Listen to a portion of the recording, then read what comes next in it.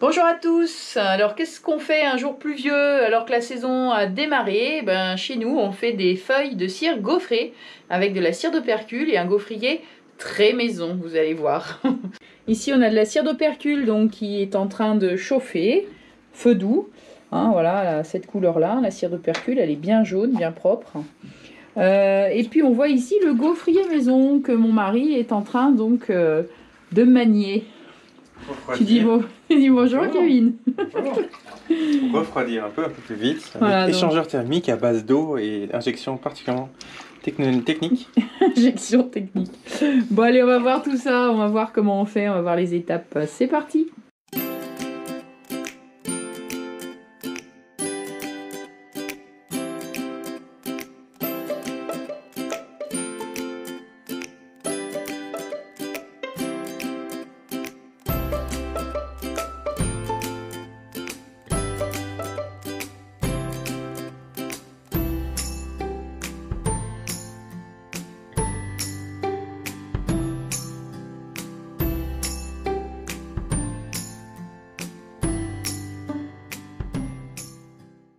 Donc première étape, on fait chauffer la cire. Hein. Ça c'est pas trop compliqué. Voilà.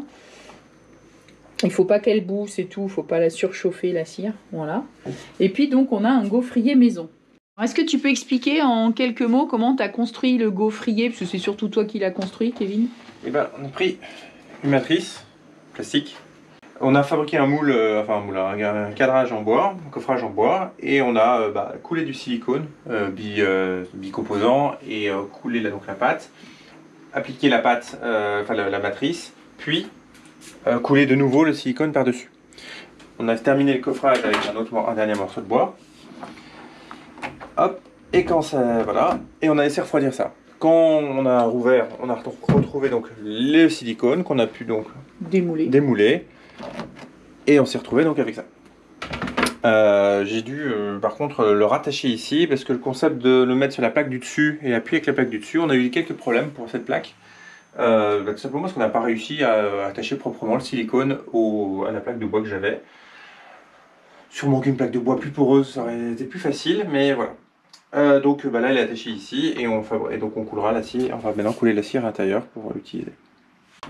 Donc normalement on appelle ça un gaufrier effectivement parce que déjà la matrice fait penser un peu à une gaufre et puis le fait qu'on ait normalement un coffrage et qu'on bascule comme un gaufrier et là c'est un peu voilà, un gaufrier qui a perdu son couvercle mais bon on verse la cire bien chaude partout. Il vaut mieux en mettre un peu plus quitte à ce que ça déborde. De toute façon on récupère la cire dans l'eau dans le bac de récupération juste dessous. On essaye de faire la feuille la plus grande possible, la plus pleine possible. Voilà. Et donc tout ce qui déborde, hop, ça part dans le bac. Voilà. Donc on appuie bien, on écrase bien pour avoir une feuille qui soit pas trop épaisse. Et comme on disait tout à l'heure, normalement c'est la planche de bois qui vient appuyer sur le silicone, mais comme en fait on n'a pas réussi à la coller correctement, du coup on le fait avec les mains, on trouve que c'est pas plus mal, au final on arrive à avoir un truc un peu plus fin en appliquant les mains plutôt que la planche de bois. Surtout on peut l'appliquer plus vite. Ouais, on fait ça plus vite et du coup la cire est encore bien chaude quand on écrase. Alors qu'on peut pas le faire si on se galère avec un truc qui est mal collé. On met un petit peu d'eau pour refroidir la cire plus vite. Voilà. Ce que des gaufriers pro vont faire avec une injection d'eau froide en temps réel. Voilà. Et, hop, voilà. Et ensuite on démoule et là la cire est encore chaude, hein, donc simplement on retire la partie en silicone pour laisser l'air passer et que ça refroidisse un peu plus vite. Voilà. Donc, au final on a une feuille qui refroidit en quoi 3 minutes. Hein. Ouais, c'est ça, ouais.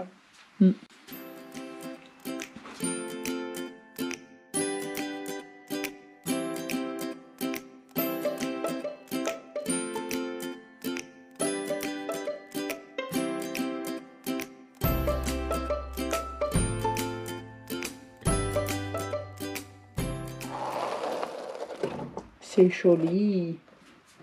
C'est beau. Et voilà. Voilà, donc on voit par transparence, c'est pas totalement homogène. Ça reste une feuille qui est un peu plus épaisse sur certaines parties. Voilà, mais bon, les abeilles, elles la prennent en charge. Hein. J'ai déjà utilisé ces feuilles de cire l'année dernière, hein, parce que le gaufrier, ça fait 2 ans que je l'ai. Et les abeilles, elles construisent, elles bâtissent à partir de ça. Hein. Donc après, on récupère les petits morceaux, hein, et puis on les remet finalement dans la casserole à refondre, rien n'est perdu. Voilà, donc là, on obtient des feuilles qui ont bien refroidi déjà, qui commencent à être un petit peu plus rigides. Mais bon, ça reste souple hein, quand même. Voilà. Donc là, je vais venir la découper, en fait, en 3. Je vais garder la longueur, mais je vais couper en 3 dans la hauteur, puisque moi, j'utilise en fait des cadres qui sont cirés uniquement avec une matrice. Je vous montrerai ça tout à l'heure.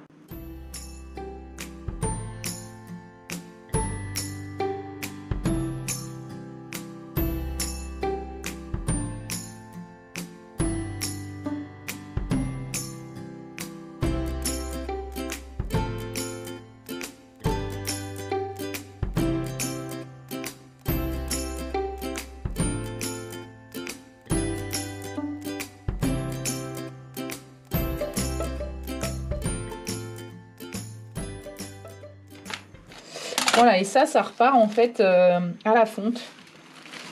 Hop, dans la petite casserole. Et voilà. Voilà, donc là, j'ai quand même une 60aine de matrices, hein, avec la cire d'opercule de l'année dernière. Et puis donc voilà, après je cire les cadres comme ceci. C'est un cadre que je vais mettre dans la ruche et que les abeilles prennent très bien. On pourrait effectivement ne pas mettre du tout de cire. Et l'avantage ici, c'est que quand même, on leur donne une petite amorce et ça permet donc de recycler la cire d'opercule. Ce serait dommage de perdre tout ça. Et puis sinon, après, bon, évidemment, la cire d'opercule, on peut en faire d'autres choses. Hein. On peut en faire des emballages alimentaires en imprégnant des tissus coton, hein, les fameux B-Wrap. Mais voilà, on peut aussi redistribuer cette cire dans les ruches. Un petit point optimisation, parce que bon, du coup, on voit que notre gaufrier n'est pas optimal. Quelques idées, Kevin, pour le prochain gaufrier? On l'a construit avec un cadre qu'on a coffré au bout. Mais un cadre de corps. Ouais, voilà. Et le problème, c'est que c'est légèrement pas assez grand. On n'arrive pas à faire des feuilles entières, parce que dans tous les cas, il y a toujours un peu de perte sur les bords.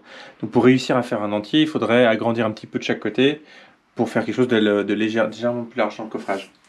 Ensuite, plus de matière. Globalement, on a plein d'endroits où on a assez peu de silicone. On en a 1 mm, 2 mm. C'est pas suffisant. 3-4, ça serait quand même mieux pour avoir plus d'épaisseur, plus de stabilité, moins de pertes de ce type-là, où on a des trous qui se sont formés, où ça s'est fragilisé assez rapidement. Ensuite, le coffrage lui-même.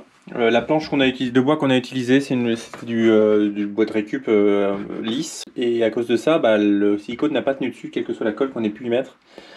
Donc la prochaine fois, plutôt un bois neutre, plutôt non traité en tout cas, un peu comme le bois des ruches.